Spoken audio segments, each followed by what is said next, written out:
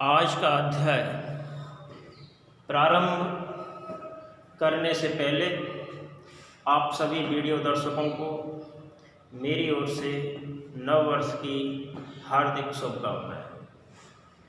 तो अभी तक हम श्रीमद् वाल्मीकि रामायणम के बालकांड के प्रथम सर्ग के अंतर्गत श्लोक संख्या 28 तक का अध्ययन कर चुके हैं। आज हम अध्ययन करेंगे श्लोक संख्या 29, 30, 31, 32, 33 और 34 में। तो अभी तक हमने पढ़ा कि कैकई ने, राजा दशरथ की पत्नी कैकई ने अपने दो वरदानों के रूप में राम का राज्य से निष्कासन और भरत के लिए राज्य अभिषेक मांग लिया। तत्पश्चात अपने वचन पर अटल रहते हुए अपने वचन को पूरा करने हेतु राजा दशरथ ने राम को वन गमन का आदेश दिया। तत्पश्चात राम ने भी अपने पुत्र धर्म का पालन करते हुए अपनी कर्तव्य निष्ठा से पालन करते हुए अपने पिता दशरथ के राज्य निष्कासन के आदेश को स्वीकार करते हुए वन की ओर चल देने का निश्चय कर लिया। राम को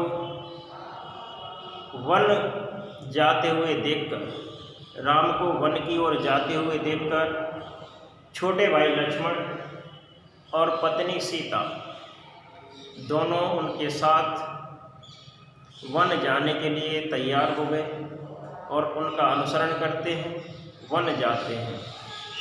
तब बहुत दूर तक राजा दशरथ और अयोध्यावासी राम का अनुगमन करते हैं, राम सीता लक्ष्मण का अनुगमन करते हैं, उनके साथ साथ जाते हैं।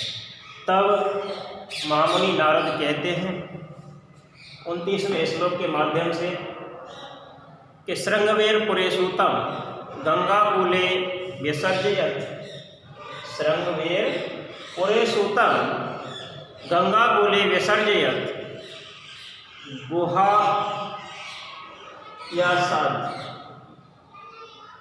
गुहाम आसाद्य धर्मात्मा निषाद अधिपति प्रियम। अर्थात श्री राम के विषय में महामुनि नारद ने कहा कि श्रृंगवेर पुरेसूतम गंगाकूले विसर्जयत गुहम आसाद धर्मात्मा निषाद अधिपति प्रियम। तो अन्वय होगा कि धर्मात्मा श्रृंगवेरपुरे प्रियम निषाद अधिपति गुहम गंगाकुले आसाद्य सूतम व्यसर्जयत। सूत श्री राम का सारथी सुमंत्र। श्री राम के सारथी कौन थे उस समय? सुमंत्र थे। तो सूत शब्द आया है सारथी सुमंत्र के लिए। व्यसर्जयत यानी वापस भेज दिया, व्यसर्जयत वापस भेज दिया, व्यसर्जयत यानी वापस लौटा दिया, वापस भेज दिया। या ऐसे लिख सकते हैं वापस लौटा दिया। ठीक है। आसाद गंगाकूले, गंगा के किनारे, गंगा नदी के तट पर आसाद प्राप्त करके, आसाध्य प्राप्त करके, गंगाकूले गंगा के किनारे, गंगा नदी के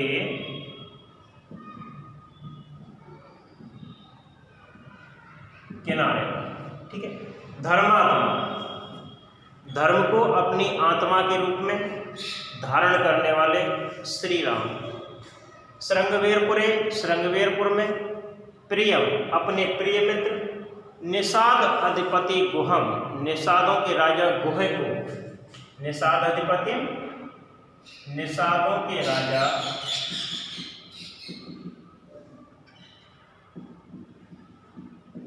गुह।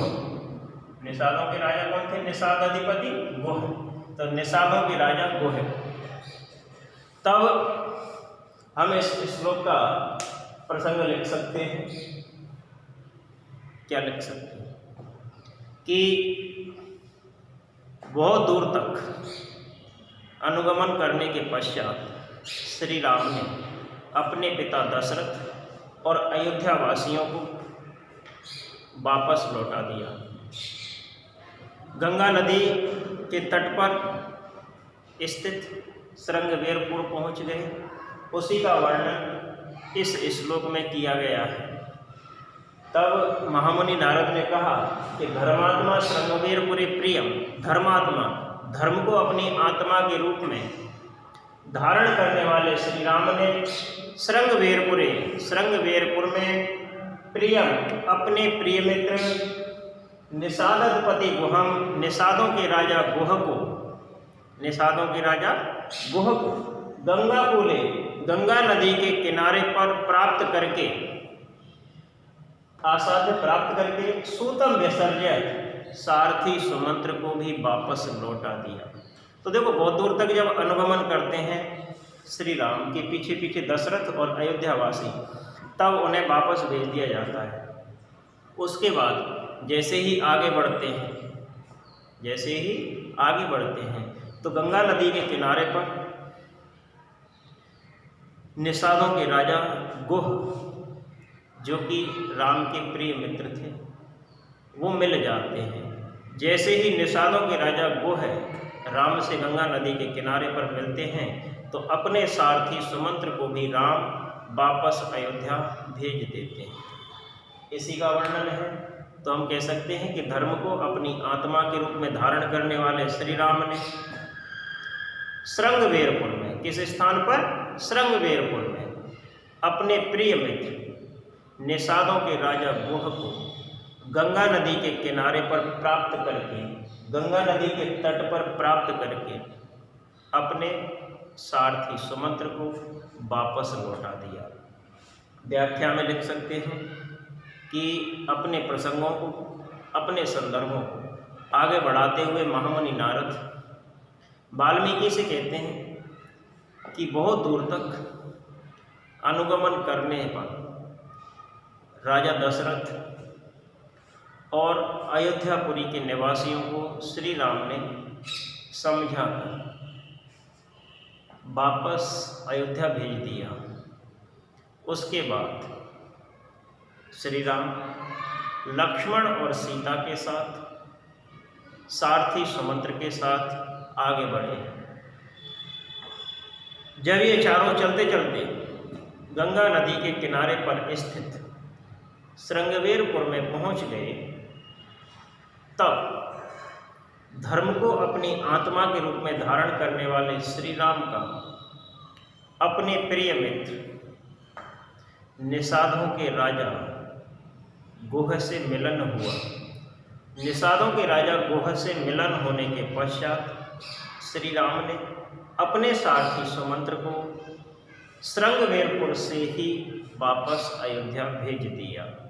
इस प्रकार कहने के बाद आगे 30वां और 31वां संयुक्त श्लोकों के माध्यम से मुनि नारद क्या कहना चाहते हैं। तो 30वां श्लोक है कि गुहेन सहितो रामो लक्ष्मणेन च सीतया ते वनेन वनम गत्वा नदी तीरत्वा बहुदका चित्रकूटम अनुप्राप्य भरद्वाजस्य शासनात् रम्याम आवसथम कृत्वा रममाणा वनेत्रय। तो 30वां श्लोक गुहेन सहितो रामो लक्ष्मणेन च सीतया ते वनेन वनम गत्वा नदी तीरत्वा बहुदका, अर्थात गुहेन माने गुह के, सहित माने साथ में, राम, लक्ष्मण और सीता, यानी कि श्री राम निषाद राज गुह लक्ष्मण और सीता के साथ वनेर वनम गत्वा, एक वन से दूसरे वन में जाकर, एक वन से दूसरे वन में जाकर चलते रहे। नदी तीरत्वा बहुदका, और बहुत बड़ी बहुदका, बहु प्लस उदका, उदक यानी जल, बहुत बड़ी मात्रा में जल से भरपूर नदी को, नदी माने नदी को, गंगा नदी को, तीरत्व माने पार करके। तो कहने का तात्पर्य है कि बहुत जल से, भरपूर जल से, बहुत बड़ी मात्रा में भरपूर गंगा नदी को पार करके श्री राम निषाद राज गुह सीता और लक्ष्मण के साथ कहाँ पहुँचते हैं?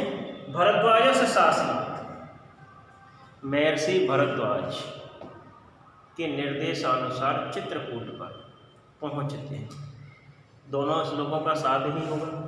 तो मामुनि नारद ने कहा कि गुहेन सहितो रामो लक्ष्मणेन च सीतया ते वनेन वनम गत्वा नदी तीरत्वा बहुदका, यानी कि वे राम गुह सीता और लक्ष्मण के साथ एक वन से दूसरे वन में जाकर बहुत बड़ी मात्रा में जल से भरपूर गंगा नदी को पार करके, आगे श्लोक है, चित्रकूटम अनुप्राप्य, चित्रकूट को प्राप्त करके, चित्रकूट पर पहुंच करके भरद्वाज से शासनार्थ, भरद्वाज के शासनार्थ निर्देश से रम्याम आवसथम, रम्याम, रम्याम आवसथम, रम्याम यानी कि सुंदर निवास स्थान का, कृत्वा निर्माण करके, सुंदर निवास स्थान बनाकर, पर्णशाला बनाकर, रममाणः वने त्रय, वे तीनों राम लक्ष्मण और सीता वन में ही विहार करते हुए आनंद लेने लगे, आनंद से रहने लगे। तो इसका अन्वय होगा कि गुहेन लक्ष्मणेन सीतया च सहितः रामः ते वनेन वनं गत्वा बहुदका नदीं तीरत्वा भरद्वाजस्य शासनात् चित्रकूटम अनुप्राप्य रम्यम आवसथम कृत्वा त्रय वने रममाणः। तो यहाँ जो त्रय शब्द है वो राम, लक्ष्मण और सीता तीनों के लिए है। राम, लक्ष्मण और सीता।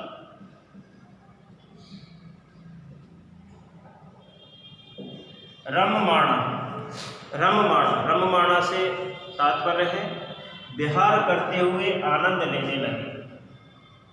विहार यानी घूमना, विहार करते हुए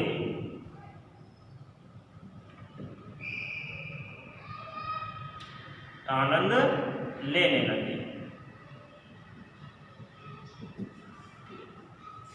गुहेन माने गुहे के साथ, लक्ष्मणेन लक्ष्मण के साथ, सीतया च सहित और सीता के साथ, राम है ते यानी वे राम वनेन वनम गत्वा, एक वन से दूसरे वन में जाकर, बहुदका नदी तीरत्वा, बहुदका यानी कि बहुत जल से परिपूर्ण गंगा नदी को तीरत्वा माने तैर कर, पार करके, भरद्वाज से शासनार्थ, महर्षि भरद्वाज के निर्देश से चित्रकूटम अनुप्राप्य, चित्रकूट को प्राप्त करके, रम्यम आवसथम एक सुंदर निवास स्थान बनाकर, सुंदर पर्णशाला बनाकर, त्रय वे तीनों राम, लक्ष्मण और सीता रममाणः विहार करते हुए आनंद लेने लगे।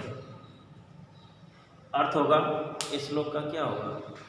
तो सबसे पहले हम लिखेंगे प्रसंग। प्रसंग में हमें लिखना है क्या कि इस श्लोक में या इस श्लोक के माध्यम से महामुनि महर्षि नारद ने कहा,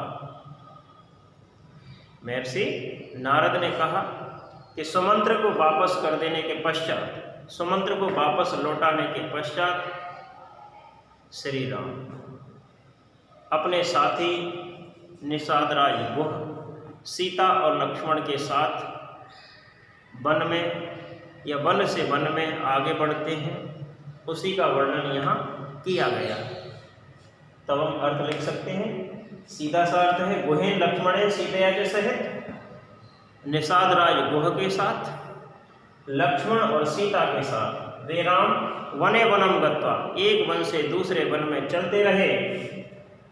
बहुदका नदी तीरत्वा, और बहुत जल वाली, बहुत बड़ी मात्रा में जल से भरपूर गंगा नदी को तैर करके भरद्वाज शासनात्, महर्षि भरद्वाज के निर्देशानुसार चित्रकूट को या चित्रकूट में पहुँच करके, अनुप्राप्त पहुँचकर, चित्रकूट में पहुँचकर रम्यम आवासथम कृत्वा, रम्य माने सुंदर, आवासत रहने का स्थान यानी कि पर्ण स्थान, पर्णशाला, कृत्वा बना करके, वैसे इसका अर्थ क्या होता है, कृत्वा करके, यानी कि रम्यम आवासथम, सुंदर एक स्थान बनाकर, सुंदर पर्णशाला बनाकर, त्रय वे तीनों राम लक्ष्मण और सीता रममाणः, उस वन में विहार करते हुए आनंद लेने लगे।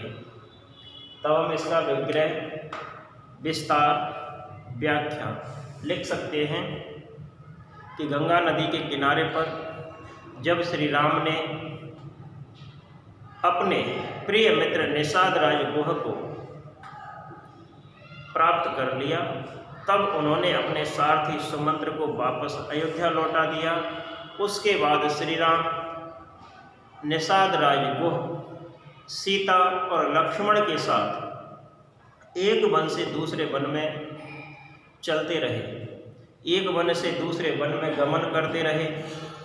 उसके बाद उन्होंने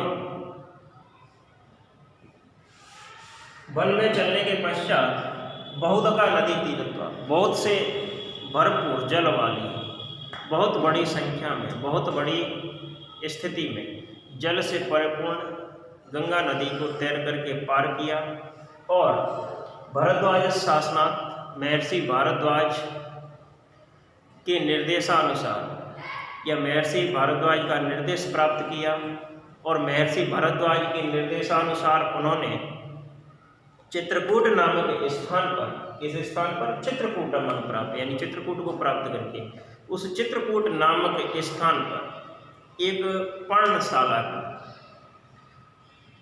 सुंदर निवास स्थान स्थापित किया, यानी पर्णशाला के रूप में एक सुंदर निवास स्थान बनाया, एक सुंदर निवास स्थान का निर्माण किया। और उसके बाद राम लक्ष्मण और सीता तीनों ही विहार करते हुए वहाँ आनंद पूर्वक रहने लगे। इसके बाद महामुनि नारद कहते हैं, तो 32वां, 33वां और 34वां ये तीनों भी संयुक्त श्लोक हैं। इनके माध्यम से महामुनि नारद ने कहा, तो सबसे पहले है 32वां श्लोक, देवगंधर्व संकासा तत्र ते न्यवसन सुखम चित्रकूटम गते रामे पुत्र शोकातर तथा, पुत्र शोकातुर तथा। 33वां श्लोक कहा कि राजा दशरथ है स्वर्गम जगाम विलपन सुतम गते तो तस्मिन् भरतो वशिष्ठ प्रमुखै ध्वजै। और 34वां श्लोक होगा नियुज्यमानो राज्याय नैक्षत राज्यम महाबलः से जगाम वनम नीरो रामपाद प्रसाद। तो इन तीनों श्लोकों में जो पहला श्लोक है कि देवगंधर्व सकाशा तत्र ते न्यवसन सुखम चित्रकूटम गते रामे पुत्र शोकातुर तथा, देव और गंधर्वों के समान ही सुख का अनुभव करते हुए वे तीनों राम लक्ष्मण और सीता वन में रहने लगे। जब राम वन को चले गए और राजा दशरथ ने सोचा कि वो निश्चित अवधि से पहले वापस आने वाले नहीं हैं, तब वो श्री राम के दुख से व्याकुल हुए, श्री राम के वन गमन से पुत्र मोह के कारण व्याकुल हुए और व्याकुल होकर के, दुखी होकर के राजा दशरथ है स्वर्गम जगाम, राजा दशरथ स्वर्ग चले गए अर्थात मृत्यु को प्राप्त हो गए। बिलपन सुतम, अपने बेटे के लिए विलाप करते हुए, श्री राम के लिए विलाप करते हुए राजा दशरथ ने अपने प्राणों को त्याग दिया। गते तो तस्मिन् भरतो वशिष्ठ प्रमुखै ध्वजै, जब राजा दशरथ ने अपने प्राणों को त्याग दिया तो वशिष्ठ आदि ऋषियों ने वशिष्ठ आदि प्रमुख ऋषियों ने, विद्वानों ने भरत के लिए राज्य अभिषेक, भरत के लिए राज्य अभिषेक, भरत को राजगद्दी पर नियुक्त किया। लेकिन नियुज्यमानो राज्याय नैक्षत राज्य महाबलः, नियुक्त किए जाने से भरत ने मना कर दिया। और स जगाम वनम वीरो रामपाद प्रसादके, और वह वीर भरत रामपाद प्रसादक श्री राम को प्रसन्न करने के लिए स्वयं भी वनम गतः, वन की ओर चल दिए। तो इन तीनों श्लोकों में जो अन्वय है वो होगा कि ते तत्र देव गंधर्व सकाशा सुखम न्यवसन, ये लाइन उन तीन के लिए आई है, राम लक्ष्मण और सीता के लिए। रामे तथा चित्रकूटम गते पुत्र शोकातुर है दशरथ, राजा दशरथः सुतम विलपन स्वर्गम जगाम तस्मिन् तु गते वशिष्ठ प्रमुख ध्वजै राज्याय नियुज्यमान है महाबलः भरत है राज्यम न इच्छत रामपाद प्रसाद कैसे वीरः वनम जगह। अर्थ इस प्रकार से हो सकता है कि ते वे तीनों राम लक्ष्मण और सीता, तत्र माने वहाँ चित्रकूट में देव गंधर्व सकाशा, देव और गंधर्वों की तरह, देव और गंधर्वों के समान सुखम सुखपूर्वक नियवसन निवास करने लगे, रहने लगे। रामे तथा चित्रकूटम गते, राम के चित्रकूट नामक स्थान पर चले जाने पर पुत्र शोकातुर, पुत्र शोकातुर श्री राम के वियोग से, पुत्र श्री राम के वियोग से उत्पन्न दुख के कारण अत्यंत दुखी राजा दशरथ ने सुतम विलपन, अपने पुत्र के लिए श्री राम के लिए विलाप करते हुए स्वर्गम जगाम, अपने प्राणों को त्याग दिया, प्राणों को छोड़ दिया।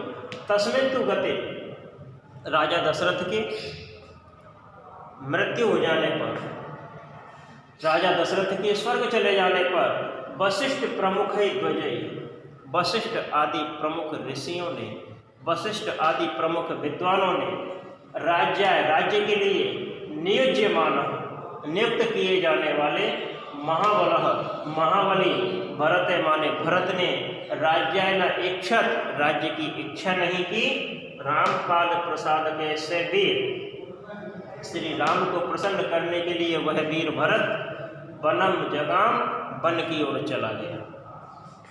तो देव गंधर्व सकाशा, देवताओं और गंधर्वों के समान ही नियवसन रहने लगे। शोकातुर पुत्र श्री राम, यानी कि पुत्र श्री राम के वियोग से उत्पन्न शोक से अत्यंत दुखी, सुतम विलपन, पुत्र श्री राम के लिए विलाप करते हुए नियुज्यमाना, नियुक्त किए जाने वाले रामपाद प्रसादक है, पूजनीय श्री राम को प्रसन्न करने के लिए वनम जगाम, वन की ओर चला गया।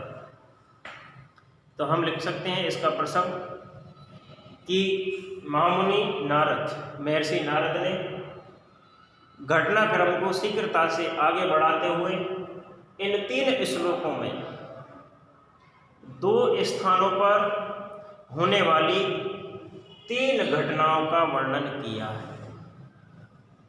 महर्षि नारद ने रामायण के कथानक को तीव्र गति से आगे बढ़ाते हुए दो स्थानों पर घटित होने वाली तीन घटनाओं का वर्णन किया है इन तीन श्लोकों के माध्यम से। तो देखो तीन घटनाएं कौन कौन सी हैं, सबसे पहले मैं बता देना चाहता हूँ कि पहली घटना तो यहाँ पर यह है कि राम लक्ष्मण और सीता देवताओं और गंधर्वों के साथ अपनी बनाई हुई पर्णशाला में चित्रकूट नामक स्थान पर सुख से रहने लगे। किसके समान? देवताओं और गंधर्वों के समान सुखपूर्वक रहने लगे। उधर दूसरी घटना घटित होती है कि जब दशरथ ने देखा कि राम निश्चित अवधि से पहले वापस आने वाले नहीं हैं, तो वो राम के लिए अत्यंत दुखी हुए। राम के लिए उन्होंने विलाप किया और विलाप करते करते अपने प्राणों को त्याग दिया। तीसरी घटना, जब राजा दशरथ ने विलाप करते करते अपने प्राणों को त्याग दिया, तो वशिष्ठ आदि ऋषियों ने राजा दशरथ के कहे अनुसार, वचनानुसार भरत को राजगद्दी पर नियुक्त किया, लेकिन महान बलशाली होने पर भी दशरथ ने राज्य की इच्छा नहीं की, अपितु अयोध्या को छोड़कर श्री राम के पास वन में चले गए। तो इन 3 घटनाओं का यहाँ चित्रण है। पहला, श्री राम, लक्ष्मण और सीता चित्रकूट पर अपनी बनाई हुई पर्णशाला में सुखपूर्वक रहते हैं, देवताओं और गंधर्वों के समान सुख का अनुभव करते हैं। दूसरा, दशरथ प्राणों को त्यागते हैं। और तीसरा, भरत को राज्य गद्दी पर नियुक्त किए जाने के बाद भरत राज्य की इच्छा न करते हुए श्री राम के पास श्री राम को प्रसन्न करने के लिए वन की ओर चल देते हैं। तो अर्थ सीधा सा है, ते तत्र देव गंधर्व सकाशा सुखम निवसन। वे वहाँ, वे कौन? राम, लक्ष्मण और सीता वहाँ यानी कि चित्रकूट नामक उस स्थान पर देव गंधर्व सकाशा, देवताओं और गंधर्वों के समान ही सुखम निवसन, सुखपूर्वक निवास करने लगे। रामे तथा चित्रकूटम गते, रामे श्री राम के, चित्रकूटम गते चित्रकूट नामक स्थान पर चले जाने पर पुत्र शोकातुरः, श्री राम यानी कि पुत्र श्री राम के वियोग से अत्यंत शोक से अत्यंत दुखी राजा दशरथ है। राजा दशरथ ने सुतम विलपन पुत्र श्री राम के लिए विलाप करते हुए स्वर्गम जगाम, अपने प्राणों को त्याग दिया या विलाप करते हुए स्वर्ग लोक चले गए। तस्मिन् तु गते, उनके वन जाने पर यानी कि उनके स्वर्ग लोक चले जाने पर अर्थात दशरथ के प्राण त्याग देने पर वशिष्ठ प्रमुख है द्विजय, वशिष्ठ आदि प्रमुख ऋषियों ने, वशिष्ठ आदि प्रमुख द्विज विद्वानों ने, ब्राह्मणों ने राज्याय निर्जमान, राज्य के लिए निर्जमान नियुक्त किए जाने वाले महाबली भरत ने, महान पराक्रमी भरत ने, महान बलशाली भरत ने राज्यम न इच्छत, राज्य की इच्छा नहीं की, अपितु रामपाद प्रसाद के श्री राम को प्रसन्न करने के लिए, पूजनीय श्री राम को प्रसन्न करने के लिए सवीर, वह महाबली भरत, वह पराक्रमी भरत वनम जगाम, वन की ओर चले गए। इस प्रकार से अर्थ करने के बाद हम व्याख्या स्वरूप लिख सकते हैं कि इन तीनों श्लोकों में 2 स्थानों की 3 घटनाओं को बताते हुए महामुनि महर्षि नारद ने वाल्मीकि से कहा।